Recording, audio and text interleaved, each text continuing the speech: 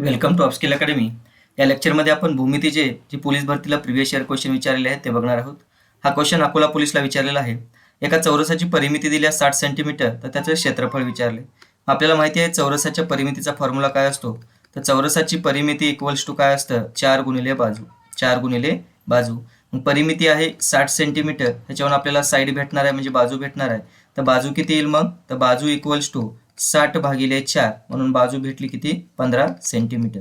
मग जर बाजू 15 सेंटीमीटर भेटली तर क्षेत्रफळ किती असतं, तर चौरसाचे क्षेत्रफळ आपल्याला फॉर्म्युला माहिती आहे. चौरसाचे क्षेत्रफळ असतं बाजूचा वर्ग. तर बाजू आहे 15, तर 15चा वर्ग किती, 225 चौरस सेंटीमीटर. म्हणून या क्वेश्चनचा आन्सर असणार आहे 225 चौरस centimetre. Option number first. Next question आहे अकोला पोलीसला विचारलेला. 6 मीटर लांब आणि 4 मीटर रुंद अशा खोलीमध्ये 20 सेंटीमीटर लांब व 20 सेंटीमीटर रुंद मापाच्या किती फरशा बसतील. आपल्याला किती फरशा बसतील असं विचारलंय. मग आता खोलीमध्ये किती फरशा बसतील याचा अर्थ काय, त्या खोलीचं आपल्याला क्षेत्रफळ माहिती पाहिजे. मग खोलीचं क्षेत्रफळ काय असतं, लांबी गुणिले रुंदी.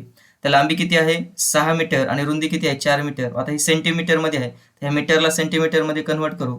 तर 6 मीटर म्हणजे 600 सेंटीमीटर आणि 4 मीटर म्हणजे 400 सेंटीमीटर. तर 600 बाय 400 सेंटीमीटरची खोली आहे आणि किती सेंटीमीटरच्या आपल्याला फरशा बसवायच्यात, तर 20 सेंटीमीटर लांब आणि 20 सेंटीमीटर रुंद. तर बघा हे 20 आणि 20 किती झालं 400, तर ही 400 कॅन्सल झालं म्हणजे त्या फरशा किती बसणार आहेत, तर 600. म्हणून या क्वेश्चनचा आन्सर असणार आहे 600. Option number third. Next question आहे बघा, नागपूर पोलीसला विचारलेला. चौरसाची बाजू 20% वाढवली तर क्षेत्रफळ किती टक्क्यांना वाढेल असं विचारलंय. आपल्याला माहिती आहे चौरसाचं क्षेत्रफळ काय असतं, तर चौरसाचे क्षेत्रफळ असतं बाजूचा वर्ग. चौरसाचे क्षेत्रफळ काय असतं, बाजूचा वर्ग. म्हणून प्रत्येक बाजू जर त्यांनी 20% वाढवली तर क्षेत्रफळ किती टक्क्यांना वाढेल असं विचारलंय. त्याच्यासाठी एक फॉर्म्युला लक्षात ठेवा, x plus y plus x y by 100. तर एक्स आणि वाय म्हणजे काय, तर जी काय बाजू दिलेली आहे.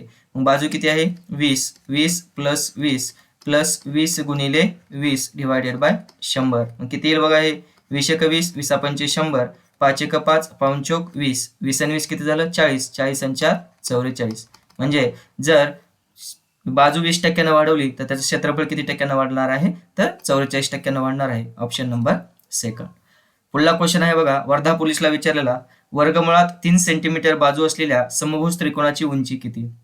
आपल्याला फॉर्म्युला माहिती आहे, तर समभुज त्रिकोणाची उंची, समभुज त्रिकोणाची उंची त्याचा फॉर्म्युला माहिती आहे आपल्याला. तर समभुज त्रिकोणाची उंची असते वर्गमुळात 3/2 गुणिले बाजू.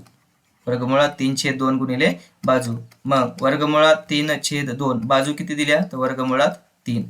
आता लक्षात ठेवा वर्गमुळात a गुणिले वर्गमुळात a असं असेल तर त्याचं आन्सर काय असतं, a असं.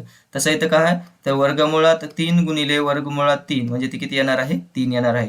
म्हणून ती किती आलं 3/2. म्हणून त्या समभुज त्रिकोणाची उंची किती आलेली आहे, तर 3/2. ऑप्शन नंबर सेकंड वर्धा पोलीसला विचारलेला क्वेश्चन आहे. नेक्स्ट क्वेश्चन आहे बघा, आपल्याला आकृत्या दिल्यात आणि आकृतीवरून आपल्याला 4 ऑप्शन दिलेले आहेत. हे आहे आयत, रेक्टँगल, हे आहे स्क्वेअर चौरस आणि हे आहे काटकोन त्रिकोण. तर आपल्याला काय विचारले बघा, पहिला ऑप्शन आहे तिन्ही आकृतीचं क्षेत्रफळ वेगवेगळं आहे, तिन्ही आकृतीचे क्षेत्रफळ समान आहे. मग आपल्याला माहिती आहे आयताचं क्षेत्रफळ काय विचारलं, आपण काढून घेऊ आयताचे क्षेत्रफळ. तर आयताच्या क्षेत्रफळाचा फॉर्म्युला काय असते, लांबी गुणिले रुंदी. लांबी गुणिले रुंदी. मग लांबी किती आहे 9, रुंदी किती आहे 4, तर आयताचं क्षेत्रफळ किती आलं 36. चौरसाचं क्षेत्रफळाचा फॉर्म्युला माहिती आहे आपल्याला. चौरसाचे क्षेत्रफळ काय असतं, बाजूचा वर्ग. मग बाजू किती आहे याची 6, याचा अर्थ 6चा वर्ग किती आला 36. आणि काटकोन त्रिकोण आहे, तर काटकोन त्रिकोणाचं क्षेत्रफळ आपल्याला माहिती आहे. काटकोन त्रिकोणाचे क्षेत्रफळ काय असतं, 1/2 गुणिले पाया गुणिले उंची. पाया गुणिले उंची. मग 1/2 पाया किती आहे 8 आणि उंची किती आहे 9, तर किती येईल 2 × 2 2 चोक 8 9 चोक 36. त्रिकोणाचं क्षेत्रफळ किती आलं 36. तर ह्याच्यावरून जर बघितलं तर तिन्ही आकृतीचं क्षेत्रफळ कसं आलं, सारखं आलं. इथं कुठं आहे बघा, तिन्ही आकृतीचे क्षेत्रफळ वेगवेगळे आले का, नाही. तिन्ही आकृतीचे क्षेत्रफळ समान आहेत. म्हणून या क्वेश्चनचा आन्सर असणार आहे option number second. Next question आहे बघा, वर्धा पोलीसला क्वेश्चन विचारला. एका घनाची बाजू 2 मीटर आहे, ती 4 मीटर केल्यास त्या घनाचे घनफळ किती पटींनी वाढेल. आपल्याला माहिती आहे घनाचे घनफळ, घनाचे घनफळ काय असतं, तर बाजूचा घन. घनाचे घनफळ काय असतं, बाजूचा घन. स्टार्टिंगला बाजू किती होती 2 मीटर, मग किती येईल घनफळ 2चा घन, तर 2चा घन किती 8. स्टार्टिंगला घनफळ किती आलं 8 आलं. नंतर काय सांगितलंय, बाजू त्यांनी 4 मीटर केली, मग आता जर 4 मीटर केली तर 4चा घन किती येईल? 4चा घन 64. मग घनफळ किती पटीने वाढलं? 8 होतं 64 झालं तर किती पटीने वाढलं? 8 पटीनं. म्हणून या क्वेश्चनचा आन्सर असणार आहे ऑप्शन नंबर सेकंड. वर्धा पोलीसला विचारलेला क्वेश्चन आहे. नेक्स्ट बघा, अहमदनगर पोलीसला विचारलाय. एक आयताचे क्षेत्रफळ दिले तुम्हाला 84 सेंटीमीटर, लांबी दिली 1.6 सेंटीमीटर, तर रुंदी किती? आपल्याला माहिती आहे आयताचं क्षेत्रफळाचा फॉर्म्युला. तर आयताचे क्षेत्रफळ इक्वल्स टू काय असतं? लांबी गुणिले रुंदी. आयताचे क्षेत्रफळ काय असतं? लांबी गुणिले रुंदी. क्षेत्रफळ दिले त्यांनी 0.0288 चौरस सेंटीमीटर इक्वल्स टू लांबी दिली आपल्याला किती दिली आहे बघा? 1.6. रुंदी माहीत नाही, काढायच्या. इकडे गुणाकारात आहे, इकडे आल्यावर भागाकारात येईल. तर 0.0288 डिवायडेड बाय 1.6 इक्वल्स टू रुंदी. मग आता बघा, हा पॉईंट इकडे सर्कल, हा खाल्ला पॉईंट निघून जाईल, इकडला पॉईंट एक इकडे सर्कल, म्हणजे किती येईल ते वरी? 0.288 डिवायडेड बाय 16 इक्वल्स टू रुंदी. मग आता वरचा पॉईंट काढून घेऊ आपण. बघा 3 घरं सोडून पॉईंट आहे, तर वरचा पॉईंट निघून जाईल, खाली 3 शून्य वाढतील आपले, म्हणजे वरी किती येणार आहे? 288, आणि खाली 16 होतं 3 शून्य वाढतील, ते 16,000 होईल इक्वल्स टू रुंदी. 4 न भाग घालू आपण. 4 चौक 16, 1 2 3 0, 4 1 4 7 28, 4 2 8, वापस 4 न भाग जाते बघा. 4 1 4, हे 3 0, आणि 4 1 4, 3 उरले 32 झाले, 4 8 32, म्हणजे किती आलं ते? 18 डिवायडेड बाय 1000.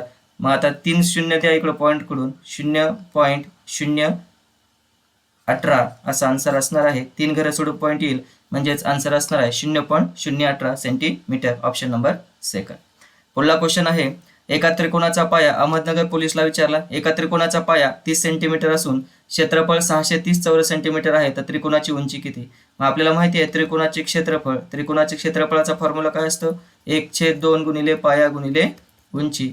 ह्याच्यामध्ये व्हॅल्यू पुट करा फक्त. त्रिकोणाचे क्षेत्रफळ दिले 630 चौरस सेंटीमीटर, 1/2, पाया किती दिलाय?